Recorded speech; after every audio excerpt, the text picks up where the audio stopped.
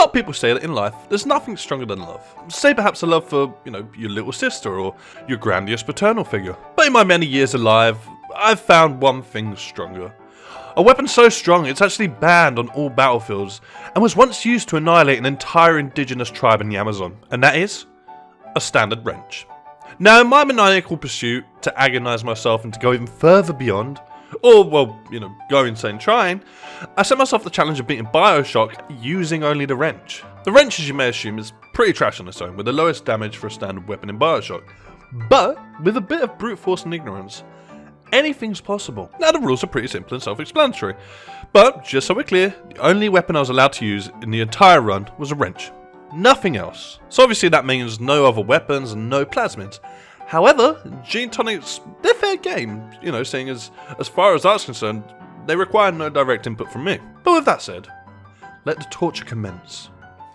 Oh wait, before we do, would you kindly like and subscribe? It would mean a lot to me. It would really help the channel out. Anyway, generic YouTube stuff aside, the start's fairly straightforward. After crash landing next to a conveniently placed structure, I swam through fire and debris to watch an excessively long infomercial on cleaning products. Or something like that, I don't know, I sort of zoned out. I was also introduced to this darling guy called Atlas. I mean, he was a right upstanding citizen, a family man as well. I mean, how could you not want to help him out, eh? After realising the infomercial was over and watching somebody get obliterated in front of me, I felt like it was a safe decision to leave my safety hatch and take a stroll through the neighbourhood to find my new best friend for this run. My trusty wrench. And that meant it was time to get to know the locals. They seemed like the type to lock their car doors as I walked by, so I thought it'd be best to introduce myself and my friend, which went a lot better than I'd expected it to, in fairness. The wrench packed much more of a punch than I anticipated at first, but that was kind of soon to wear off. I then made it to a locked door, which is where I had to make a slight little change to the whole no plasmid rules. Plasmids were now allowed, but only when they're completely required. With that little rule change made, I carried on through to find this innocent little girl who was just casually playing with what I assumed is a lovely toy, and oh my god, that's a body! Well, I'm sure it can't get worse than that, right? I mean, oh god, did he just shove the drill through his intestines? I was starting to suspect that maybe there might be something wrong in this city, but that didn't stop me from carrying on my journey through to the medical pavilion in hopes of finding Atlas's family. But what did stop me though, was a splicer that decided she didn't really want to meet my buddy Mr. Wrench. I tried to respawn myself in hopes it would send me upstairs so I could, clobber her, but I didn't realise the massive blue respawn point conveniently behind me. It turned out that tickling her toes with electricity was enough to make her realise I was there though, and her and Mr. Wrench soon became acquainted. Once I'd met Andrew Ryan and got to the medical pavilion, that's where my odds of success greatly improved. See, I'd forgotten up until this point that Bioshock had hackable drones, which came equipped with big guns. And seeing as I wasn't directly firing them, they were fair use. Not only that, but hidden away in the cure-all building, I found a suspicious looking jar which I immediately drank because it was either going to kill me or give me superpowers, meaning no matter what I won. Fortunately though, it was only the wrench jockey tonic, which was brilliant because it raised the damage dealt by my wrench by 350%, which is very useful. Now I had wrench jockey, it was just a case of clearing some debris so I could go and show Dr. Stamen what real face reconstruction surgery looked like. And after a few seconds of spam clicking, I would say surgery was a resounding success. Since I'd now got my medical license, I decided it would be a good idea to, maybe move on to one of my other passions, that being photography. I picked up the research camera from a guy named Peach and got to snapping. The best part about the research camera is that for completing research, I actually got buffs to my damage. And with enough research, I could even get new gene tonics, so it was a pretty useful tool. But it turns out that Peach wasn't a big fan of my photography, and he decided that, he would take it out by trying to murder me. Luckily for me though, Mr. Wrench and a drone, well, they were a lot stronger than him and a turret. And that reminds me, turrets were my biggest pain in the arse during this run. They're easy to destroy, but that's if you could get to them, and that wasn't an easy thing, especially if there were two of them. But luckily when you did get to them, they took, maybe 1 or 2 hits to actually destroy. The challenge was quickly becoming more a test of my determination and endurance. Nothing had been particularly difficult, but it had all been stressful and annoying and die-y. The game itself had actually made it kind of easy for me, because although it was on hard difficulty, the enemies never regained health, so a lot of the time it was more a process of hitting a tough enemy as much as possible, dying, respawning, and repeating the process until they gave up. And that was most obvious when it came to killing big daddies. They were tough as hell, but with enough determination and respawning, and I guess lucky respawns, I managed to successfully kill my first one in Arcadia, after spending a long time just wailing on it. Anyway, I made it through to Fort Frolic after a collectathon mission in Arcadia, and a bit of defending the objective.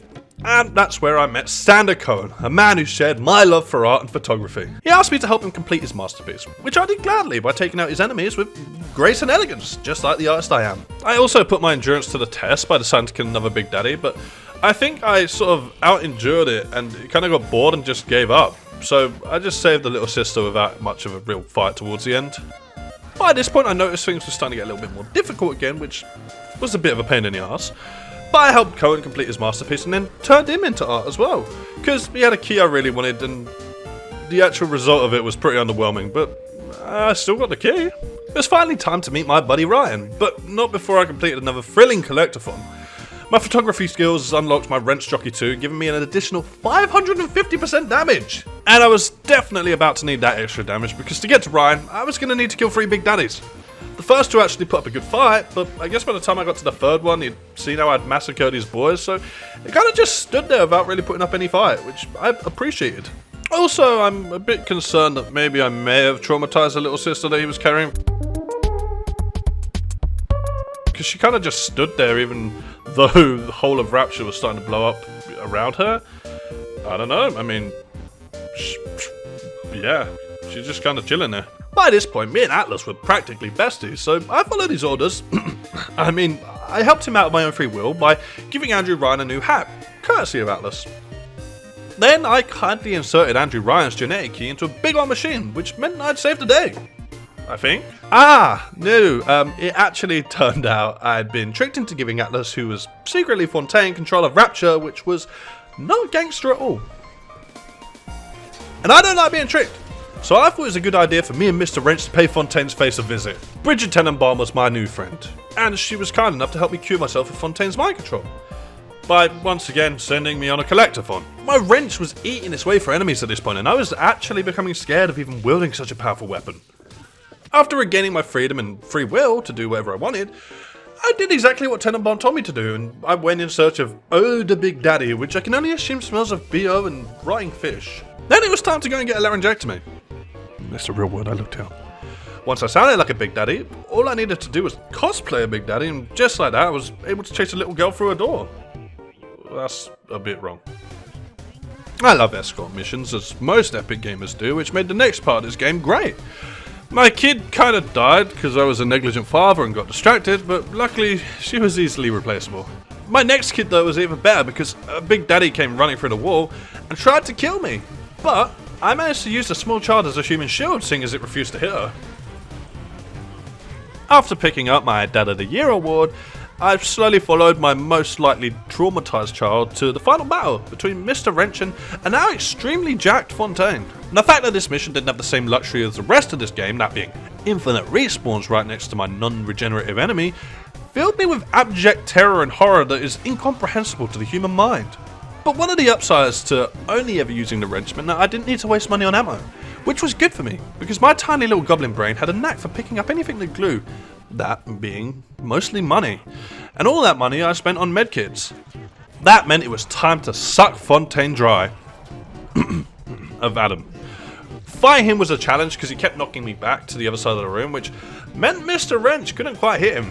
The only thing that saved me was a conveniently placed health station slightly hidden out of view, and luckily I had enough goblin gold to make sure I was immortal. After a somewhat frustrating bout that had a few less than desirable moments, the little sisters came to rescue me and save Rapture from Fontaine. I got a good ending and we lived happily ever after. And I assume that we probably left Mr. Wrench down in Rapture so that no mere mortal could ever attain those power levels again. At least, that's what I hope. But with all that done, I'd proved to myself that sometimes brute force and ignorance is the way to go. And a beating Bioshock with only a wrench was not only doable, but also a lot less difficult than I'd first expected. And with that, you beautiful individuals, I would really appreciate if you could leave a like and maybe subscribe if you want to see more videos like this. Thank you for watching and goodbye.